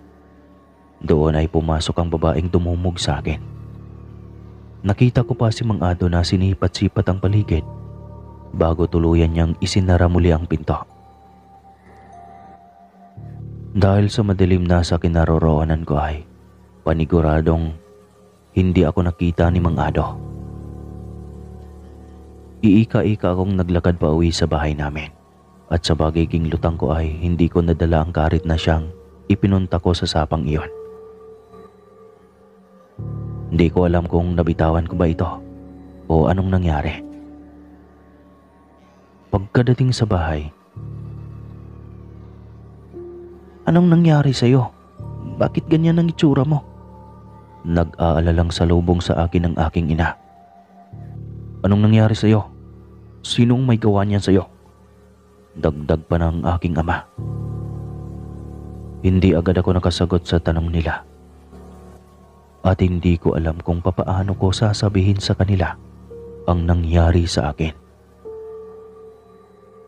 "Ronato, ayos ka lang ba?" Nag-aalalang tanong ng aking ina. Opo, Nay, Tay. Nadulas lang po ako sa sapa kaya ganito ang nangyari sa akin. Tugon ko sa kanila. Nakita kong seryosong nakatingin sa akin ang aking ama na mababakas sa mukha nitong hindi siya naniniwala sa akin. Sa dinami-dami ng galos at sugat mo, nadulas ka lang. Ano, nagpagulong-gulong ka pa sa sapa? Seryosong wika nito. Magpapahinga na muna ako, Nay, Tay. Wika ko at iika-ikang naglakad papasok sa silid ko. Hindi naman nangulit pa ang mga magulang ko na sabihin ko kung ano ang nangyari talaga sa akin. Habang ginagamot ko ang sarili kong sugat ay hindi ko mapigilang mapaisip kung ano ang nangyari at bakit ganoon na lamang ang ginawa sa akin ng anak ni Mang Ado. Hindi ko din lubos maisip na siguro ay totoo ngang aswang ang kanilang angkan. Kinabukasan, dahil sa mga galos at sugat na tinamo ko, ay hindi ako nakapasok sa trabaho. Mabuti na lamang at iyon na ang huling araw na paggagapas namin. Kaya ang itay ko na lamang ang tumanggap sa sahod ko. Maaga pa nakauwi ang itay ko at nagtaka ako nang kasama niya si Mang Ado. Bit-bit ni Mang Ado ang karit na ipinunta ko sa sapang malapit sa bahay nila. Kaya naman alam ko na alam na ni Mang Ado kung ano ang nangyari sa amin ng anak niyang dalaga. Doon ay humingi ng paumanhin at pasyensya si Mang Ado sa ginawa ng anak niya. At sinabi niya ang tunay na dahilan ng biglaang pag-uwi ng anak niya sa kanila. Nayanggaw umano ang dalaga sa dating pinagtatrabahuan nito at hindi nila alam kung sino ang nangyanggaw sa dalaga. Kaya ito umuwi upang ipagamot sa mga albularyong manggagamot sa lugar namin. Nakiusap din si Mang Ado sa akin na kung pupwede ay ilihim ko ang nangyari sa amin ng kanyang anak at ang sinapit nito hanggang sa gumaling ang dalaga. Ginagamot na kasi ito at iyon ang dahilan kung bakit hindi na nakakapaggapas ng palay si Mang Ado kasama namin. Sa kadahilan ng ipinapagamot nila ang kaisa-isa nilang anak na nayanggaw. Huwag din kamo akong mag-alala at hindi naman malala ang natamong sugat sa pisngi ng kanilang anak. Galos lang daw ito at gagaling din iyon umano. Tatanawin din nila ang malaking utang na loob sa amin kapag wala akong pinagsabihan patungkol sa sinapit ng anak nila. At iyon nga ang ginawa ko, mga kaswang. Sinarili ko muna ng matagal na panahon ang sekreto ng mag-anak na nakatira sa tabing sapa. Sa kalaunan po ay lumipas ang ilang buwan. Hindi ko alam kung gumaling ba ng tuluyan ang dalaga. Kasi basta na lang silang umalis sa lugar na iyon at hindi nagpasabi kung saan sila nagpunta.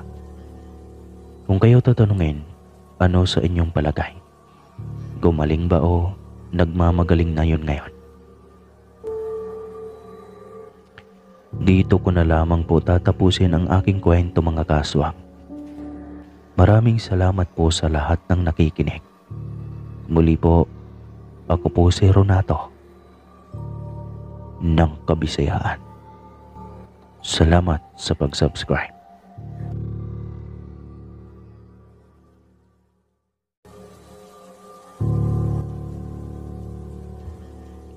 Mapagpalang araw, Sir Casper. Tawagin niyo na lamang po ako sa pangalang Jonah. Ako po ay 30 anyos na. Isang simpleng mamamayan ng Bohol. At nagtatrabaho bilang kasambahay ng aking among. Tawagin na lang natin bilang si Madam Cristal. Nais ko po sanang ibahagi itong aking naging karanasan tungkol sa mga aswang. Alam kong hindi ka panipaniwala, pero minsan na akong may nakasagupang mga nilalang kagaya nila. Dahil sa hirap ng buhay, napilitan akong iwanan ng aming bahay sa bukid para makipagsapalaran sa syudad. Mabuti na lang, sinuwerte akong makapasok bilang isang katulong sa tagbilaran at nagkasundo naman sa sweldo. Ako ang ginawang kusinera ng aming amo dahil marunong naman akong magluto. Baguhan pa lang ako sa larangan ng pagluluto pero pinatos ko na dahil malaki ang buwan ng sweldo. Mas mabuti na to kaysa manatili akong tambay at walang ginagawa. Ang problema, sa probinsya ngayon na natili ang aking mga amo dahil nagkasakit ang kanyang bunsong anak na lalaki. Kinakailangan nilang manatili muna sa probinsya dahil nalalakihan na sila ng husto sa gastusin sa ospital. Gayong wala namang matinong na ibibigay na resulta ang mga espesyalista. Kaya naman dalawa lang kami ng kaibigan kong si Alora ang naiwan dito sa kanilang tahanan. Halos 1 linggo na silang nasa probinsya noon at wala pang katiyakan kung kailan ba ang balik nila mula sa pagpapagamot sa sinasabi nilang albularyo. Nang hapong iyon ay nakapaghanda na ako ng hapunan namin ni Alora. Siya man ay nakapaglinis na din at tapos nang maglaba. Nagkasundo kaming manood ng magandang palabas dahil binilhan kami ng telebisyon ng aming amo na ipepwesto namin sa loob ng aming mismong kwarto.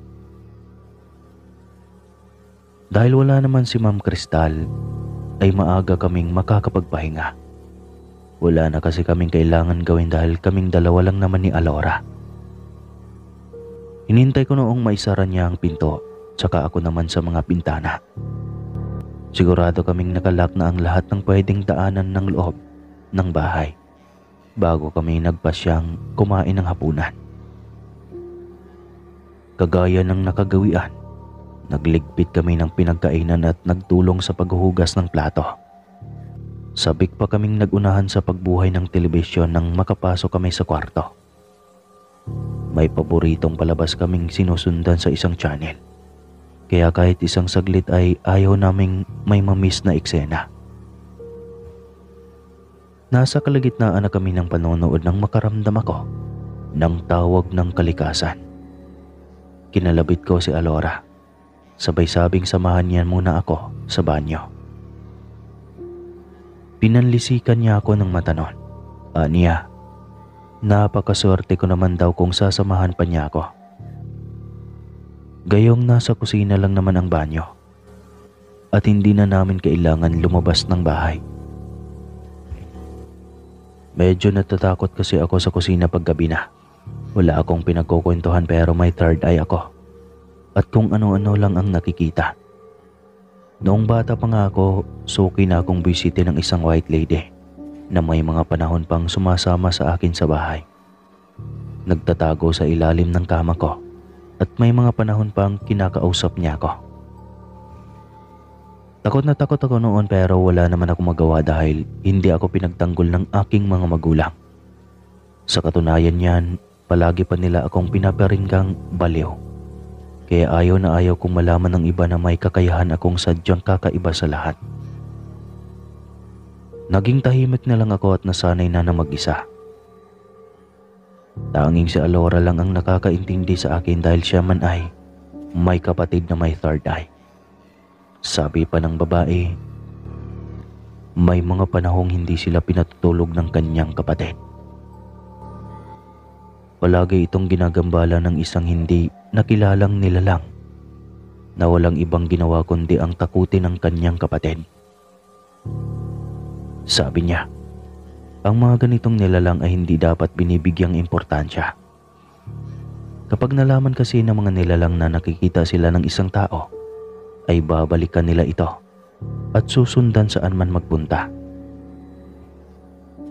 Kapag magkaganoon, mahihirapan na ang taong may third eye na iwasan ang multong gumagambala sa kanya dahil gagawin siya nitong tulay para makatawid ang mga kaluluwang yumao na mula sa kabilang buhay patungo sa mundo ng mga buhay. Sa madaling salita, sasaniban nila ang mga taong nag-i-entertain sa kanila. Natatakot man, wala akong nagawa kundi ang tumayo at tinungo ang pinto. Hindi ko mapipilit si Alora kung ayaw niya akong samahan. Paasik pa niya akong binili ng pwede daw akong gumamit ng asin kung sakaling mang may mga hindi nakilalang nilalang ang gustong sumugod sa akin. Sabi ni Alora pa, universal na pangontra daw ang asin. Takot dito ang multo, aswang at mga engkanto. Pati nga daw mga lamang lupa ay ayaw sa asin sa takot na mapaso sila nito. Muli, sinubukan ko siyang pakiusapan kaso lang ayaw niya talaga.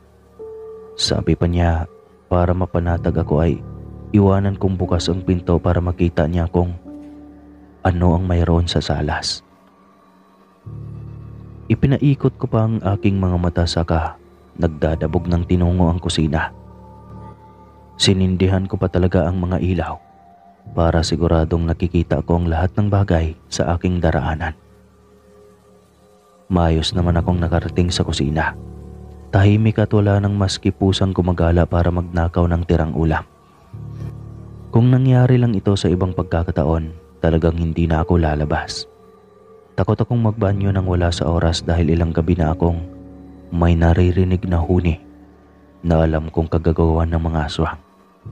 Base sa naririnig kong tiktik, siguradong Ilonggo ang aswang na gustong gumambala sa akin. Batid kong marami niyon dito sa lugar dahil nga kahit syudad ay malayo naman kami sa kabahayan at marami pang malalagong kakahuyan. May kalayuan pa kami sa mga poste ng ilaw kung saan naroon ang kalsada. Dahil sabi ng aking amo, ayaw niya sa maingay na lugar at hindi siya nakakatulog kaagad kaya kailangan niyang dumistansya sa kalsada. Dahil sa layo namin sa mga kapitbahay, naging hudyat ito sa mga aswang para maging terminal. Itong aming bakuran dahil walang ibang tao at masyado pang kita sa maliwanag na sinag ng buwan. Maliban pa doon, marami silang pwedeng pagsabitan at pagtaguan. Kung minsan nga ay may napapansin akong mga bulto ng taong sumisilip sa bintana. Para bang tinitiyak lang kung may tao sa loob o wala. Bumuntong hininga ako at pinilig ang aking ulo. Hindi man lang nakatulong ang ginagawa kong pag-iisip tungkol sa mga nasabing nilalang. Sa halip ay natakot pa ako sa aking mga naalala. Kaya naman patiyad akong naglakad upang puntahan ang banyo. Gusto kong umiyak ng mapatingala sa bubungan. May butas ito na kasing laki lang naman ng huli. Pero alam kong hindi kayang takpan kahit mga bulkasel. Napakakuripot naman kasi nitong amo ko. Bakit kaya hindi na lang niya papalitan ang bubong? At kaya ko namang ihingi ito ng tulong sa aking mga kakilalang tambay. Si Alora naman ay hindi marunong magreklamo sa aming amo. Gayong matagal na siya rito. Paano na lang kapag tatae kami kagaya ng gagawin ko ngayon?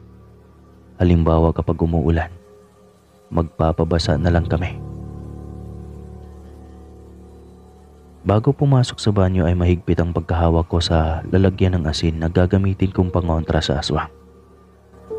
Sabi kasi ng nakakatanda ay ayaw na mga ito ng asin dahil sumasakit ang kanilang balat kapag nasasabuyan ito na tila ba napapasok. Kadalasan raw natataranta ang mga aswang kaya ang mga pinaplano nilang biktimahin ay hindi nila napagtatagumpayan.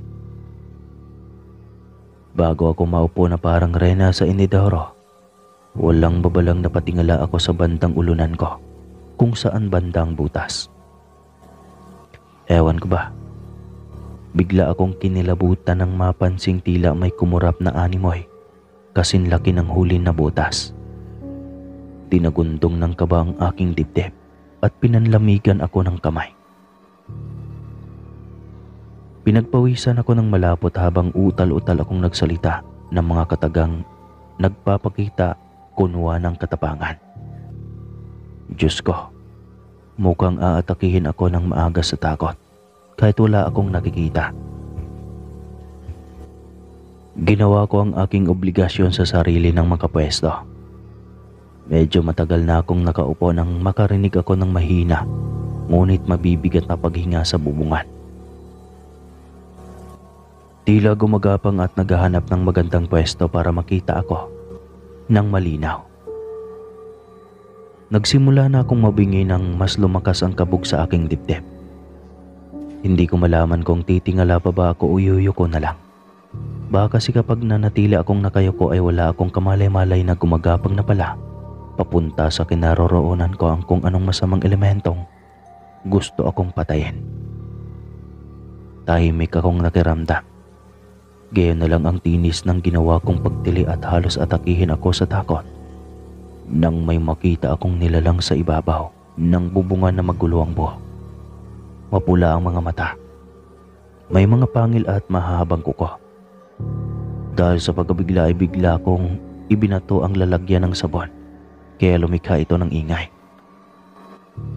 Gusto kong takasan ng kaluluwa nang marinig ko ang matinis na tunog ng mga kuko niyang pinaglanda sa bubong. Maya-maya lang, tuluyan na akong nagwala nang mawasak ang bubong at dumaluhong sa akin ang isang nilalang. Hingal na hingal ito na walang habas akong sinakal. Pakiramdam ko, mamamatay na lang ako dahil sa labis na takot. Hindi ako nakapiyok. Hindi ako nakapiyok nang ginawa niya akong iangat sa ere dahil sa taglay niyang lakas. Ani mo mawawalan na ako ng ulirat nang ibalyan niya din ako pabagsak. Napaungol ako sa sakit ng tumama ang aking likod sa inidoro na hindi ko pa naisusuot ang aking panloob. Kaya kahit hindi pa ako nakakapaghugas ng puwet, ay isinuot ko na ang aking pang-ibabang damit. Wala na akong pakialam kung mangangamoy tayo ako. Ang mahalaga makalayo ako sa kapahamakan. Nanginginig na itinula ko ang nilalang nang magtangka na naman siyang sumugod sa akin. Halos gadangkal na lang ang distansya ng matutulis niyang pangil sa aking mukha nang maalala kong hindi ko nabibitawan ang lagayan ng asin. Nanginginig na hinayaan ko siyang maging abala sa pagsindak sa akin habang dahan-dahan kong tinanggal ang takip ng lalagyan. Tsaka walang babalang isinaboy sa mukha niya. Umatungal na parang baboy ang aswang at sinubukang pagpagin ang asin sa kanyang mukha. Natanggal ang iba nito pero yung malalaking tipak ay bumaon sa kanyang balat. Kaya nakita ko kung paano nabutas ang kanyang mukha. Hindi na ako nakakilos nang umangil ito sa akin at sinubukan pa akong saktan pero bumukas ang pinto ng banyo at tumambad sa aking harapan si Alora. Sa pagkakataong iyon, 2 malalaking supot ng asin ang ibinato niya sa aswang na naging dahilan para halos maipaligo nito sa katawan ng asin. Sinigawan pa niya ang aswang na lumaya sa pamamahay ng amo namin. Umatras ito at animoy, butiking kumapang paakyat sa bubong. Tsaka basta na lang nawala na parang bula. Dito na ako nakaramdam ng panghihina at panginginig. Buong akala ko mamamatay na ako. Dahil sa aking naranasan noon, alam kong marami nang magbabago. Hindi ko man may paliwanag ang takot na dadarama ko noong mga panahong iyon, ay natitiyak kong hindi ko na ito kailanman makakalimutan. Hindi ko nagawang ikwento kay Alora ang lahat ng nangyari dahil nagulat ako nang makarinig kami ng umuungol na atungal sa labas ng bahay. Minuwestrahan ako ng aking kaibigan na huwag maingay at dali-daling naglakad papunta sa bintana sa may salas. Kitang-kita naming dalawa ang paika-ikang naglakad na si Aling Saling, ang tendera ng balot. Napakunot-no ako at nagtaka kung bakit nakarating siya sa aming bahay nang ganoong oras. Oo, at nagtitinda siya ng balot pero hindi niya kami suki at walang rason para magpunta siya sa ganoong oras doon sa aming tahanan. Nagkatinginan kami ni Alora at isang plano ang nabuo sa aming mga isipan. Natatakot man, lumabas kami ng bahay at hinarap si Aling Saling. Napatingin siya sa amin at kaagad akong napaatras nang makita kong nanlilisik ang mga mata nito sa akin. Napakatapang pa ng mukha nito na animoy galit. Ang kanyang mukha ay pawisan at tila nang galing sa marathon. Lumapit si Alora sa kanya at binati ang ginang. Tinanong pa namin siya kung ano ang ginagawa niya sa bakuran. Gayong hindi niya dapat ginagawa ito. Kahit may ideya na kami sa tunay niyang sadya sa amin. Hindi ito sumagot at sa halip ay mabilis itong tumalikod sa amin. Tila ba takot na mapansin namin ang kanyang mukhang pilit na tinatakpan. Dahil animoy, may nangyaring hindi maganda. Pumasok na lang kami ni Alora sa loob ng bahay. Nagdesisyon kaming magpahinga na lamang. Kahit binuhay ako ng aswang ay hindi ko maiwasang mapaigik sa tuwing maalala ko ang pananakit na ginawa niya. Tunay na pumapatay ang mga aswang at hindi nagbibigay ng pagkakataon sa kanyang biktima para makaligtas. Swerte mo na lang kung may makatulong sa iyo. Hindi ko maiwasang mapahikbi habang pinagmamasdan ang naghahaba ang kalmot mula sa aking braso noon. Sabi pa ni Alora, matindi daw ang panggigigil ng aswang sa akin dahil nagawa ako nitong sakta ng sobra-sobra. Natatandaan ko, pinapainom pa niya ako ng tabletang pampakalma para naman kahit papano ay mahimbing ako. Habang natutulog, bigla akong naalimpungatan. Sinipat ko ng tingin ang relong nakasabit sa dingding. 3:00 pa ng madaling araw. Nagtaka ako dahil napansin kong bukas ang aking bintana. Tumayo ako at lumapit para isarado iyon. Ngunit bago ko pa man iyon maisarado, ay nanginig na ako sa labis na takot nang may napansin akong nilalang na nakasilip sa bintana. Nanlilisik ang mga mata nito sa akin at nangangalit ang mga bangil. Nataranta ako at agad na ibinalya pa sara ang bintana. Pero mabilis akong hinila ng aswang tsaka sinakal. Nagpumiglas ako mula sa kanyang pagkakahawa kaya tagumpay akong nakawala. Gigil na umangil ang nilalang at lumundag. Tsaka nakipagtagisan sa akin ng lakas dahil nais niyang pumasok sa aking kwarto. Natakot ako sa makinta pero napakaitim na kulay ng kanyang balat na mas lalong nagpahindik sa kanyang itsura. Gayon na lang ang pagkasinda ko nang mapatitig ako sa kanyang mga mata. Pamilyar sa akin ang itsura ng kanyang mukha. Tila ba makamukha siya ng matandang sinita pa namin kanina. Para bang kamukha niya si Aling Saling. Huminto sa pagtibok ang aking puso at bigla akong napipi. Mahinang binanggit ko ang kanyang pangalan na labis siyang ikinabigla. Marahil, hindi niya inaasahang makilala ko siya kahit pa nagbagong anyo na siya. Takot akong napaatras nang umisi ang nilalang at lundagan ako nito para daluhungin. Tila kami nagsasabunutan ngunit mas malakas siya sa akin. Idagdag pang natuluan ako ng kanyang laway na malapot at amoy masangsang. Malakas ko siyang sinipa at saka niyugyug si Alora na hindi napapansing malapit na akong mamatay sa takot. Pupungas-pungas siyang gumising at nagsisigaw nang makita kong gaano kapangit ang nilalang na umatake sa akin. Nanginginig niyang hinablot ang hindi mawalay-walay sa aming asin at isinaboy niya sa mukha ng aswang. Tinakpan nito ang mukha at tila hindi nagustuhan ang hapdi na inihahatid ng asin. Umangil ito sa akin at akmang susugod muli kaya nagwala na ako ng tuluyan at hindi ako tumigil hanggang sa magawa ko siyang itaboy. Kinaumagahan ay kwento sa akin ni Alora na kalat daw sa baryo ang pagkakaroon ni Aling Saling ng butlig sa kanyang mukha. Nagnanana ito at inuuod. Kaya akala ng marami ay kinulam ang matanda. Hindi na nga lang daw gumaganti ng usapan si Alora sa takot na maisa-isay niya ang ginawa namin sa matanda dahil sa pagiging aswang nito.